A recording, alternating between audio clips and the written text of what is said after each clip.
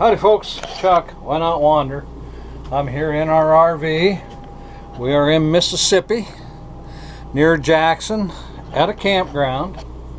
Now on the way down here the other day, we were driving along. We were in southern Arkansas somewhere around Pine Bluffs I think, and we noticed the radio quit, which is also our backup camera here on the dash, as well as things that were noticeable right off. The thermometer, the compass, all quit working. We didn't know for a little while that the house air conditioner had quit, which we've got two air conditioners there on the roof, run by a thermostat over here on the wall, which incidentally takes 12 volts to operate. Also our refrigerator. Now we're driving down the road. We usually have this on propane. It takes electric from the 12 volt system to fire that to make things operate, and of course the light inside. Also, as middle of the afternoon, we didn't know our interior lights had quit working. Once we stopped, we found out our electric operated chairs weren't working. We opened the door, and the electric step that comes out when you open the door wasn't working. Now I did a little stirring around and checking. I've got a little bit of a background in automotive electrical, which of course is 12 volt system. Not so much in 110, but I found out in our battery bay back here, and I'm going to show you what the problem was. But I've already done the work. But before I button it all up, I wanted to kind of show you what I found.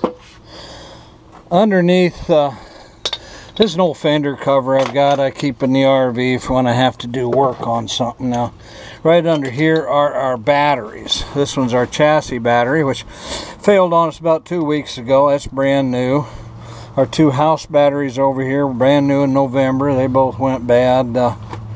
We've been having some trouble with it. Apparently they were going bad when we bought the coach, but of course with all the other problems it wasn't evident. But if you can see the spaghetti here making up electrical wiring, we've got negatives, positive. Our two house batteries are wired in parallel, so we get super amps out of 12 volts. The chassis starting battery, its main goal is to start the engine.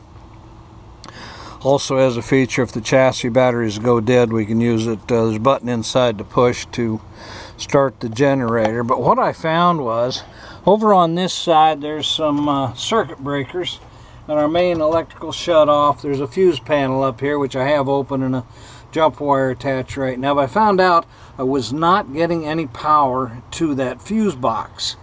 I didn't know at the time, but right here is a 200 amp circuit breaker. If you can see on this side, it's this one right here to operate our slide outs.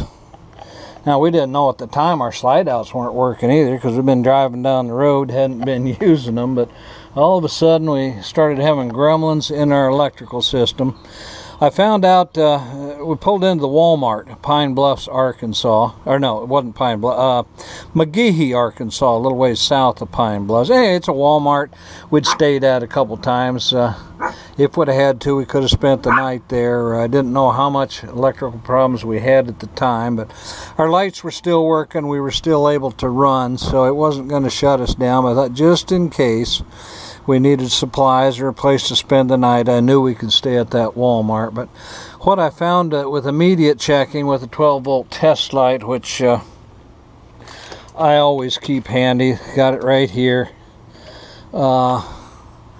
If we start looking for power at various things. Now down here, this is the circuit breaker. Of course I told you I already got it fixed. About to show you what it was. This is the main shut off. But there is another shut-off up front by the passenger's chair, which it's just an on-off switch. Turns out that on-off switch runs this solenoid right here. If you can see that, I'm pointing to it. Now it turns out what had happened, that solenoid failed. As I mentioned, I've got a little bit of a background in automotive electrical. just tracing it back. I also have wiring diagrams in the book. Now they're such small print, I actually had to use a magnifying glass to read those diagrams. It's such tiny print, plus my eyes aren't what they were at one time, but I keep magnifying glass by the table whenever I need to read something. I've got it handy. Anyway, in here we've got our 3 12-volt batteries. They're pretty good size ones. Interstate Group 8D. We've got a whole bunch of switches, circuit breakers, a couple solenoids up here.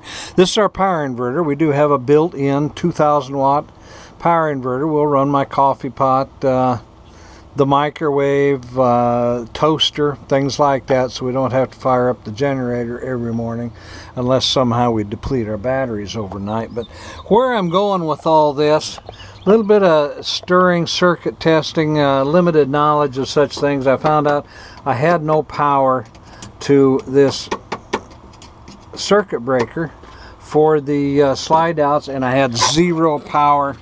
Let me move this jumper wire, and I was using this little towel that kind of insulated. Red wire at the bottom there. That red wire had no, the big one, had no power. That red wire actually comes from this side of that solenoid. Now, it took me a couple of days to figure that out, because this all gets covered up by this panel.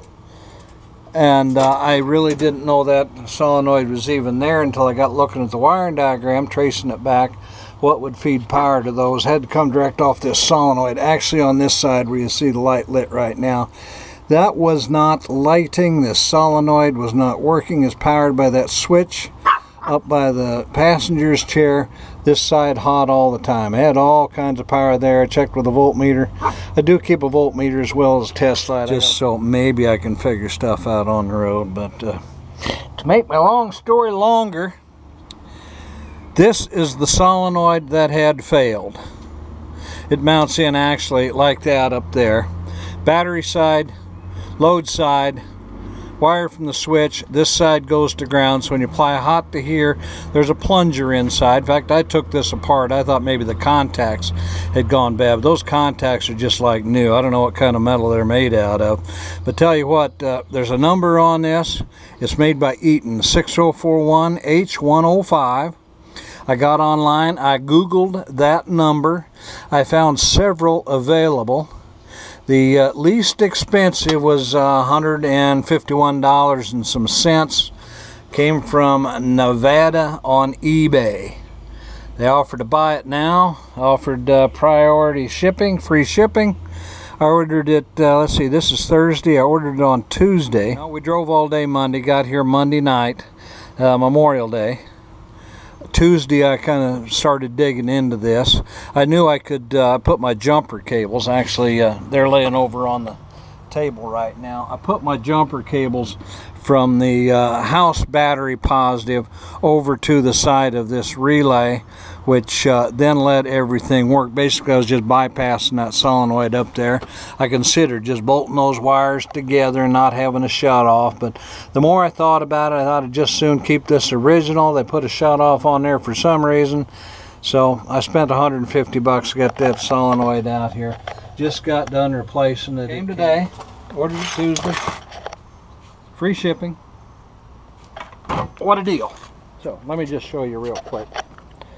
This is where I keep all my tools and stuff, in that side compartment. But now I'm not going to shut this switch off, because when I do, it resets the refrigerator and then it starts beeping until you reset it in the refrigerator. But it's this little switch right here. If I push that, it disconnects all those electrical things, and turn it back on, the refrigerator starts beeping. So I knew as soon as I hooked it up and turned it on, the refrigerator started beeping, so I knew it was working. So